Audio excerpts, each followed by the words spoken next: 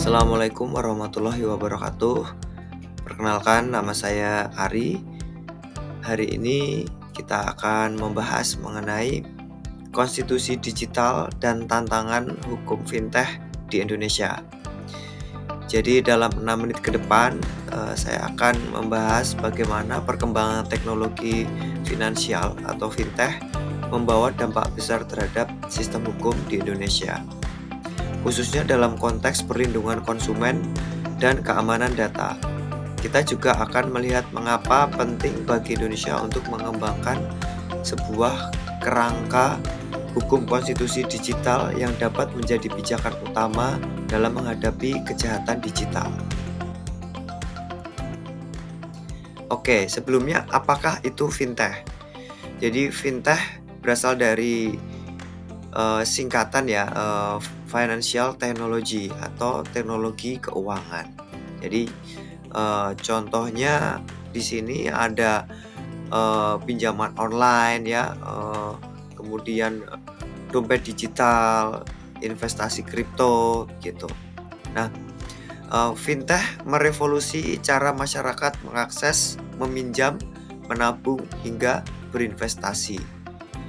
Kita mengenal contoh nyatanya seperti GoPay, kemudian ada OVO, ShopeePay, aplikasi pinjol, hingga platform investasi, reksadana, dan kripto.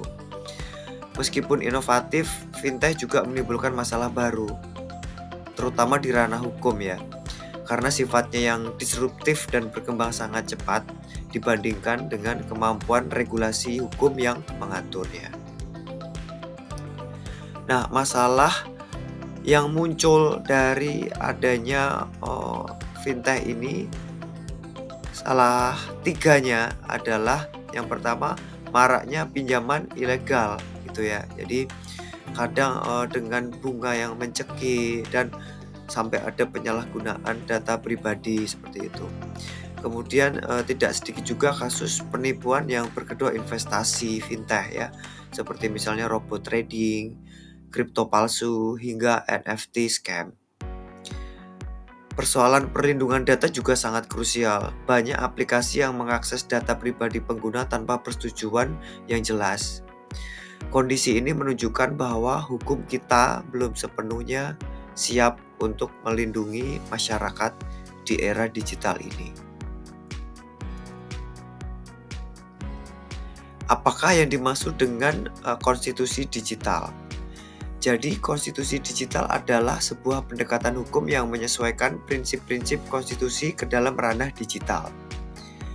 Artinya, hak-hak dasar warga negara seperti hak atas privasi, informasi, dan perlindungan hukum harus tetap dihormati dan dijamin di dunia maya. Dalam konteks di Indonesia, prinsip ini berakar pada pasal 28F dan 28G Undang-Undang Dasar 1945 yang menjamin hak atas informasi dan perlindungan diri dari ancaman. Sayangnya, hingga kini belum ada pengakuan eksplisit terhadap hak digital dalam konstitusi kita. Padahal, hak digital semakin relevan seiring dengan meningkatnya ketergantungan masyarakat terhadap layanan fintech dan platform digital lainnya. Beberapa regulasi yang saat ini berlaku memang mencoba menjawab kebutuhan tersebut. Misalnya, Undang-Undang Informasi dan Transaksi Elektronik atau ITE, Undang-Undang Perlindungan Data Pribadi, dan Undang-Undang Perlindungan Konsumen. Selain itu, Bank Indonesia dan OJK juga mengatur sektor fintech melalui regulasi khusus seperti sandbox regulasi dan izin usaha. Namun, pendekatan hukum yang ada masih bersifat sektoral dan belum bersifat konstitusional. Belum ada fondasi hukum yang menyeluruh untuk mengintegrasikan semua aspek ini dalam satu kerangka nasional yang melindungi hak digital warga secara menyeluruh.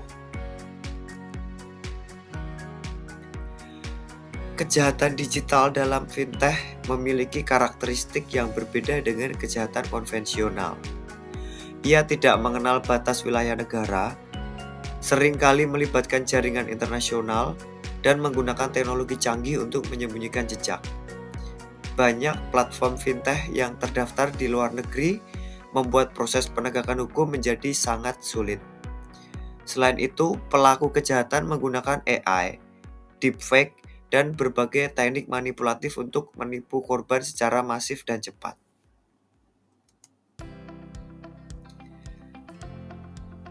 Konstitusi digital menjadi kebutuhan mendesak karena ia memberikan dasar hukum yang kokoh untuk perlindungan digital warga negara. Konstitusi ini juga akan memperkuat regulasi sektoral serta memberi arah kebijakan yang konsisten terhadap perkembangan teknologi digital. Dengan adanya kerangka hukum ini, negara dapat menjamin bahwa hak digital tidak hanya dilindungi secara teknis, tapi juga secara konstitusional.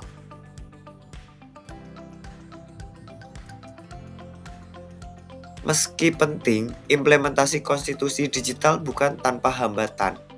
Banyak aparat hukum belum memiliki kapasitas teknis yang memadai untuk menangani kejahatan siber. Literasi digital masyarakat pun masih rendah, sehingga banyak yang menjadi korban karena tidak memahami hak dan risiko digital. Selain itu, tumpang tindih regulasi dan lemahnya koordinasi antar lembaga membuat kebijakan hukum digital kita juga belum maksimal. Ada beberapa hal yang bisa dilakukan untuk memperkuat hukum digital kita. Pertama, edukasi masyarakat soal hak digital dan risiko layanan fintech perlu digencarkan. Yang kedua, perlu penguatan hukum melalui revisi regulasi dan sinkronisasi antar kementerian dan lembaga. Kemudian, yang paling penting, Indonesia harus mempertimbangkan memasukkan hak digital secara eksplisit dalam konstitusi sebagai bentuk jaminan terhadap masa depan hukum dan keadilan digital. Sebagai penutup, dunia digital bukan hanya ruang interaksi sosial, tetapi juga ruang hukum. Tanpa kehadiran hukum yang adil, ruang digital bisa menjadi ladang kejahatan baru. Mari kita dorong pemerintah, akademisi, dan masyarakat untuk menyusun kerangka hukum yang adaptif terhadap zaman.